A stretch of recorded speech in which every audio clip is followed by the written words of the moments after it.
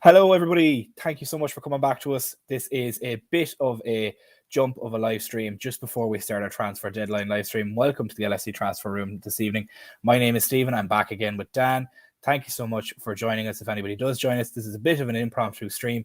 This is to announce breaking news that Ryan Gravenberch is now a Liverpool player.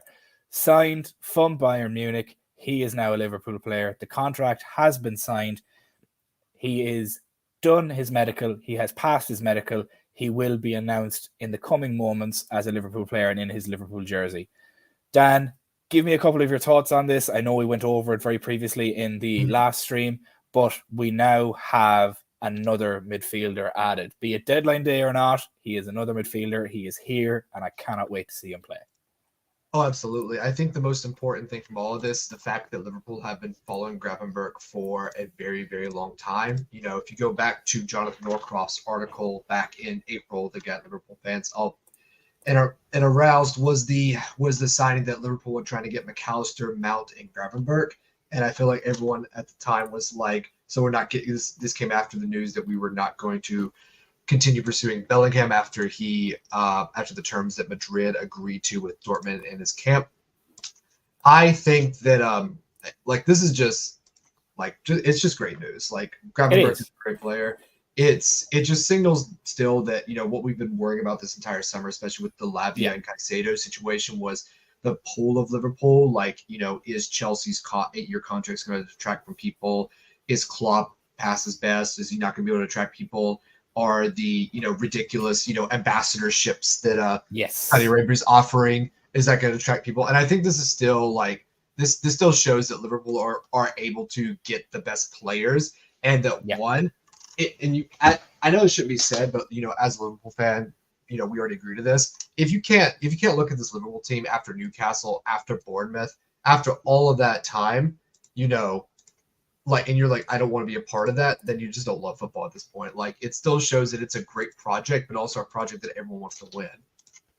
You know, Gravenberch's not coming.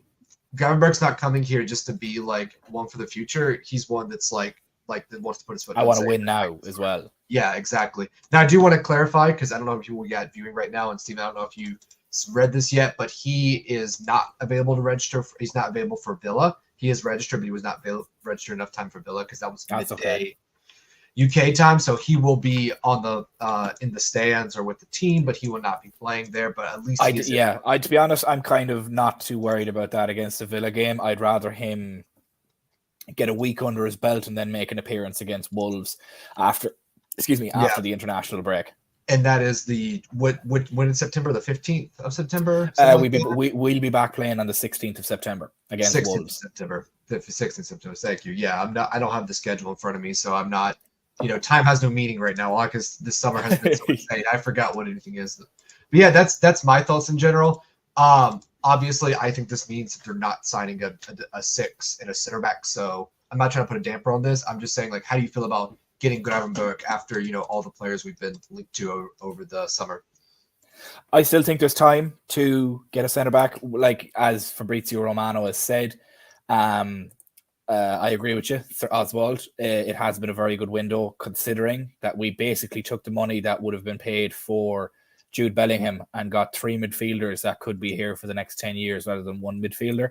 I know we harp on about Jude Bellingham and how he's kind of going off in La Liga at the moment, but one thing I kind of want to mention about him is that he looks like he has a knee brace on him already. I've seen him in a couple of instances with a knee brace on him. He's got a lot of minutes on him for a kid that's not even 21 years old yet.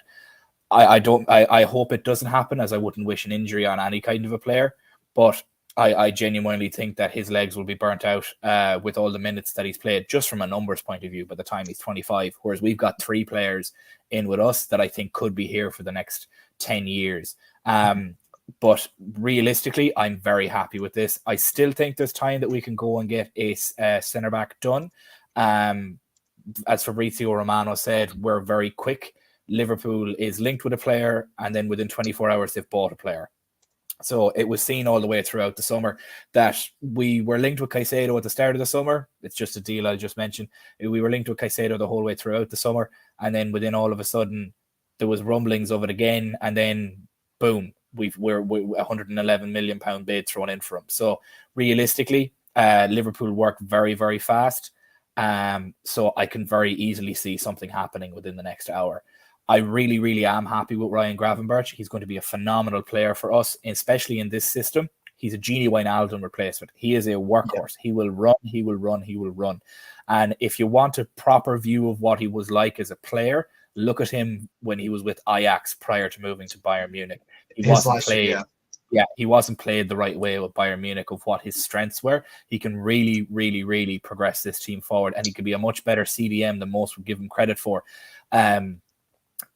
Judging off his Ajax performances. He was with Ajax just the year before moving to Bayern. Didn't work out for him in Bayern. Sometimes this happens. Players make mistakes with moves. Cough, cough, Romeo Lavia. But realistically, I think he's going to come in and do a fantastic number for Liverpool as either a 6 in a double pivot with Trent, and we have our back 3 and we get in a centre back to cover that, or we play a flat back 4 and allow him to then move forward that way. So I really am happy with this. Don't forget, guys, as well, anybody that's in the chat at the moment, we are going live again at 10 p.m. for another hour where we will be counting down the deadline. We will be keeping an eye on Sky News, and Sky News are literally just announcing it now. So we're quicker than Sky News. Sky News are literally just announcing it right now. The breaking news: Liverpool have just signed Ryan Gravenberch from Bayern Munich. So if you want your news, you come to us. Don't go to Sky Sports. They're lastminute.com over there. They don't have the American Jim White. Yeah, and I think there's also I think Gravenberch in many ways being so multifunctional. He can be an 8, he can be a 10, he can develop him as a 6. I know that I've had arguments with people with this, and it gets on my nerves because I feel like they have the imagination of a block of wood sometimes. That yes, Gravenberch is not a 6, but you can coach him and develop him into being 1. Like Gini Wijnaldum was not a 6 or an 8 or a 9. He was an attacking mid / left winger that Liverpool, Klopp, and at the time Buvac, and then eventually Pep Linders came in and said, we can convert him into this 8/6/ double pivot who is going to block passing lanes and just hold the ball and carry it, and he's just gonna that's his job. And it's one of those things where I feel like one of the things I've realized as a developing Liverpool soccer fan, but also as a soccer coach and a player. And yes, I know soccer, not football, but let my American run through. Unless you want more accents today, Stephen, I will threaten you with. I'm good. I don't want any. I will threaten you with a very good time. The is that if you didn't understand what Gini Wijnaldum did for Liverpool, then you probably need to take some course to be a coach, because that's what he did. He blocked passing lanes. He held the ball. He didn't do a lot of things that look crazy off the field, but he was a workhorse. He done stuff that didn't show up in the stat sheet, and that's what's most important about him. He was a player that, if you know football, and that's not to insult anybody, because I know that's a term that's thrown around a lot, being like, oh, you don't know this player, you don't know football. No, we're not about that here. If you watch the game and you have an appreciation for the game on any level, you know how important Gini Wijnaldum was for us, and you know how important that kind of a player, that kind of an engine, a workhorse that can play in a double pivot or a 6, or move the ball up the pitch, or actually sit back and defend and make a back 5 instead of a back 4, and just a multi-tool kind of a player that is going to move into his prime with us is fantastic. And for the deal that Sky Sports are breaking is £34.2 million. That is a steal for that kind of player with that kind of ceiling. I genuinely think that he has the ceiling that he could be one of our best midfielders going forward, and that's saying something with the likes of Dominic Szoboszlai and Alexis McAllister. Can you imagine what they are? I'm waiting for the video from Liverpool so I can watch it, but they showed some screenshots of Nunes and Jota. Can you imagine what all those players now what they're thinking? We've gone from a midfield of, listen, I love Fabinho and Jordan Henderson. I would defend Jordan Henderson as a footballer until the day I die, because I feel like he will be one of the more criminally underrated captains that we've had.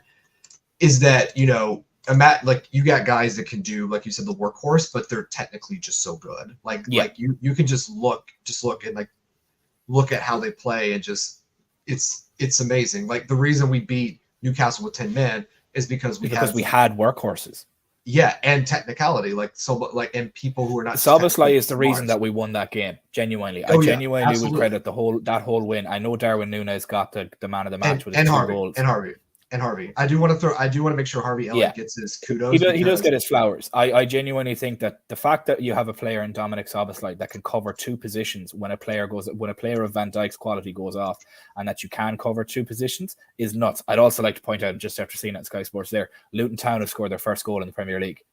90 plus 2 minutes. So let's go, Luton Town. Well done. 1-1? No, 2-1. Bowen 37, Zuma 85, Anderson 90 plus 2. It's in the 96th minute at the moment. If they come back and draw this game, that's a phenomenal point steal for Luton Town at the moment. But something that I would agree with here as well is what Sir Oswald has just mentioned. Just before we finish up, we'll have a 5-minute break and then we'll come back. Is that the Europa draw? A lot of games for young and fringe players. These are games for the likes of Kwanzaa, Harvey Elliott, Curtis Jones, Darwin Núñez. We say he's a fringe player, but he doesn't necessarily get the minutes at the moment. The likes of a Ben Doak, some other younger players as well that wouldn't necessarily get the minutes. It'll allow players like Thiago to gradually grow back into the team and get up to match fitness. It'll allow players to have rest. It'll allow us to rotate the squad. I'm going to be perfectly honest. I do not want to see any of the starting players playing in any of them 6 group games. Maybe if we need them to just keep up fitness, maybe 30 minutes in a game. But realistically, I want to see all our young guys playing in that. Now, we've just done over 60 people in here at the moment. Please do like and subscribe. Thank you so much for joining us. We will be back in about 4 to 5 minutes with our deadline day countdown stream. We just had to come on and let you guys know before Sky News, one of the biggest sports companies in the world, that Ryan Gravenberch is now a Liverpool player. Thank God we have our third midfielder for the same price that we could have bought Jude Bellingham. So we got 3 players for the price of 1. In my opinion, that's good business. And I'd imagine in Dan's opinion as well, that's very good business. I think it's really great business. So I know we're going to probably talk about this in the big stream, but just real quickly, what do you rate the midfield rebuild? So as not the transfer role, but just like these 4 midfielders for the midfielders we let go. What do you rate it out of 10? I'd rate it an 8, to be perfectly honest. I would have liked a more solidified 6, but I can see what Klopp is trying to do. How would you rate it? I'm around an 8. I think yesterday I was looking at it. I was thinking about 7.5 out of 10 at just a midfield rebuild. That's not including the defense. I probably knock up another half point. But I do agree. I think it is an 8 out of 10 rebuild for the midfield because it ticks all the boxes. I think Endo will secretly be a very good signing for us, even though some people just don't rate him, which I find absolutely mad. But I understand why, because he's played for not a great Bundesliga side in VfB Stuttgart. But I think he'll come into his own. I really do. Yeah, I think he'll play fantastic. I think you addressed every problem that you were missing from all the players that we lost. You have legs, you have technical ability, and you have more legs. Which is if there's something we should realize now as Liverpool fans, but also as watching this team, is that legs are everything. And when the legs go, it doesn't matter how good technically you are. It's all about the legs. And you could see that in our team last year, that when the midfield did not have the legs to cover space the way we want to play and like to play, it was terrible. You had Alexander Mitrovic outrunning Virgil van Dijk, which I never thought I'd see in my lifetime. But that happened. Alexander Mitrovic outran everybody. Exactly. Right. We got to end, guys. We're going to be back in about 5 minutes time on our other stream. Please do come over and watch us there as well. Myself and Dan will be back, and we'll be joined by 2 other members of our crew as well. Thank you so much, guys, for watching. And Ryan Gravenberch is now a Liverpool player. It has been confirmed, and we were quicker than Sky Sports. Thank you so much, guys. We'll see you guys in a couple of minutes.